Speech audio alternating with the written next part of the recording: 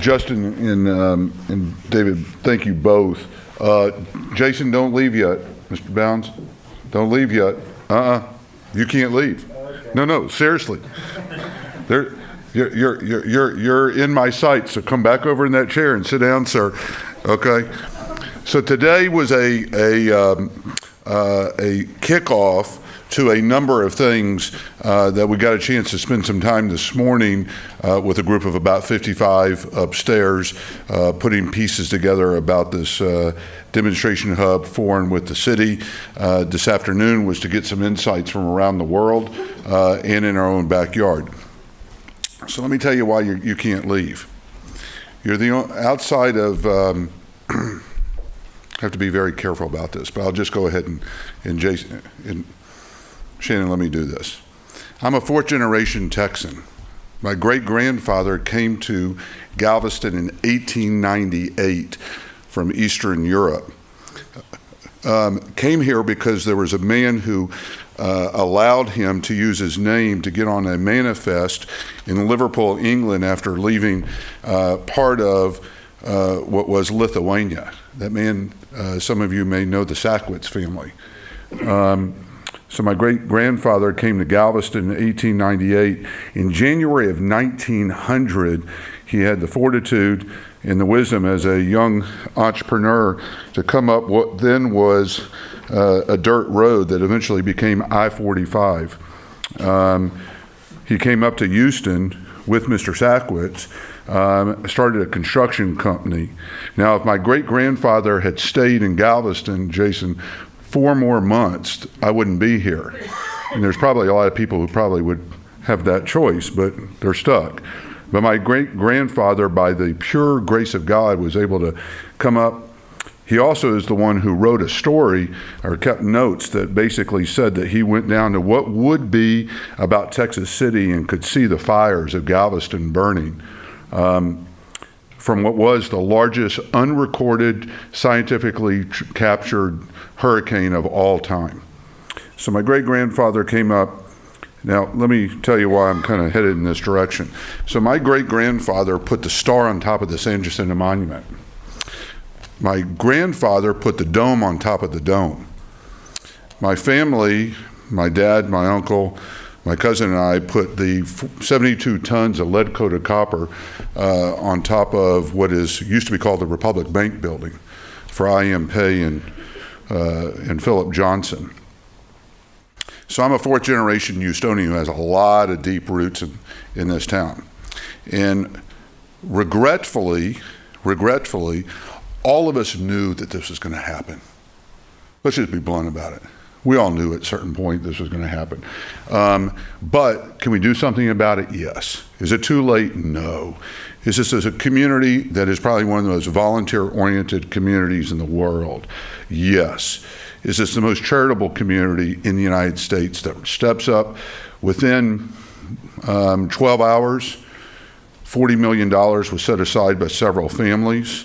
Football player raises what? What was the final total that he raised? How much? Something like $40 million, all right? So money's not the issue. Money's never, right, Justin? Money, seriously, it's never the issue. It isn't, okay? There's more money in this town and there's more money in this country to do it.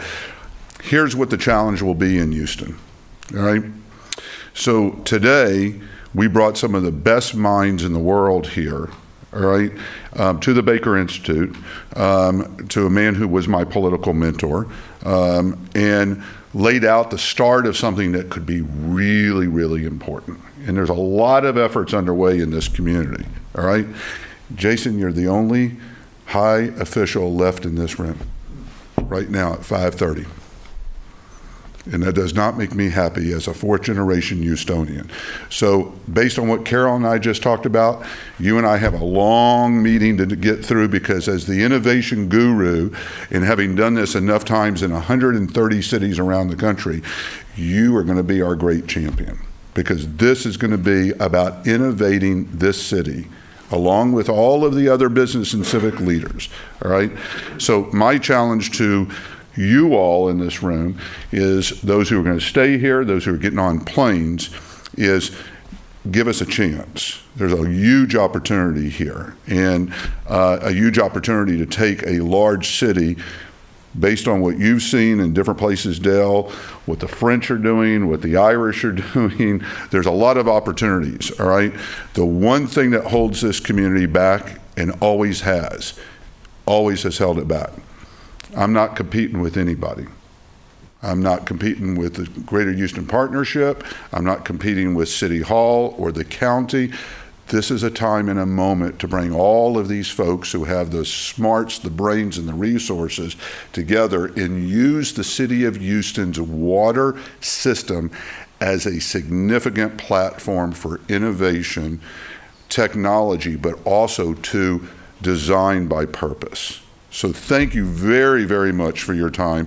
Thank you, Shannon, for what we're about ready to do, which is really work with the guys and the gals out there every day to make sure that this actually does work.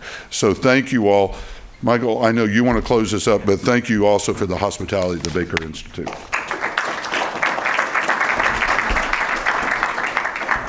I'm not quite as optimistic as Richard is on some of the how do we pay for this, but I do think what Richard brought to today was a different mindset to how do you plan for the future, and I think that's very important.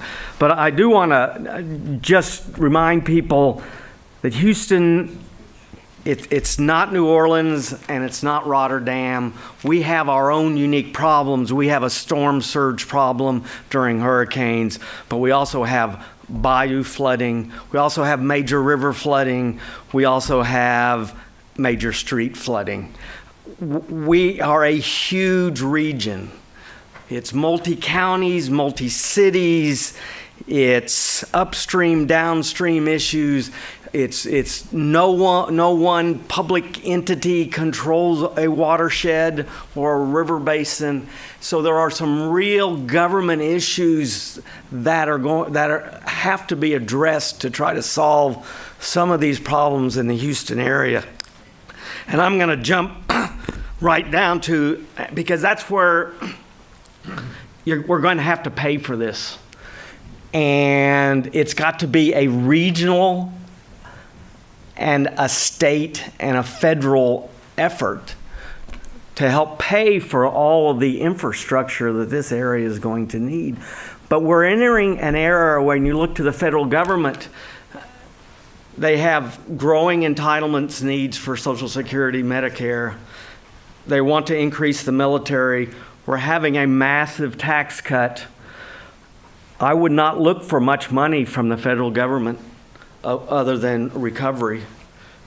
We have a state government that has squeezed everything dry. We have education needs.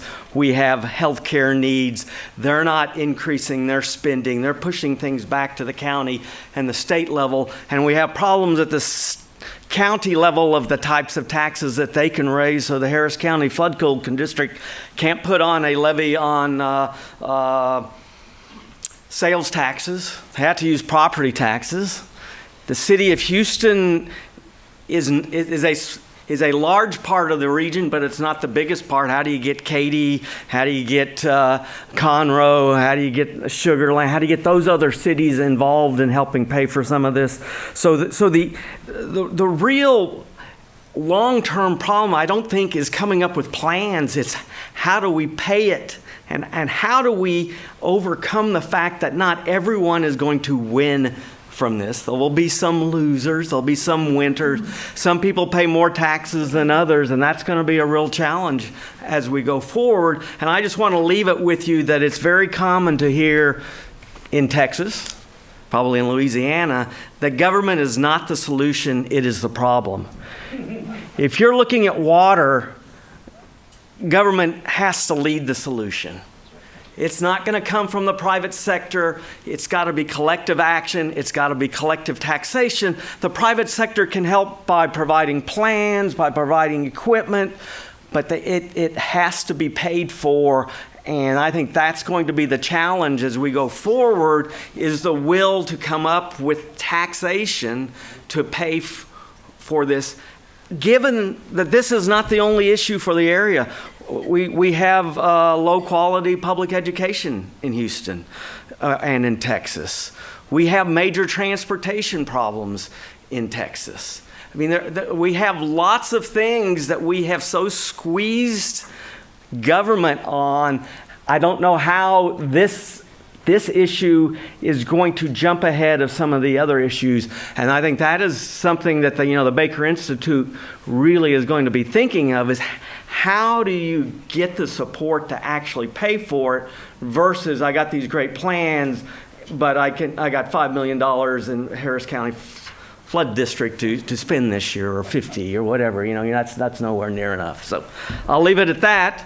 But thank you very much for coming. I think these types of meetings where you get public, private, you get academics, we get the public, I think that is what's needed here, because you can't go off into your silos and talk to yourselves. It's got to be a collaborative effort. And so I really thank Richard for organizing this and bringing in people from all over the world, because there are lessons learned. So thank you very much.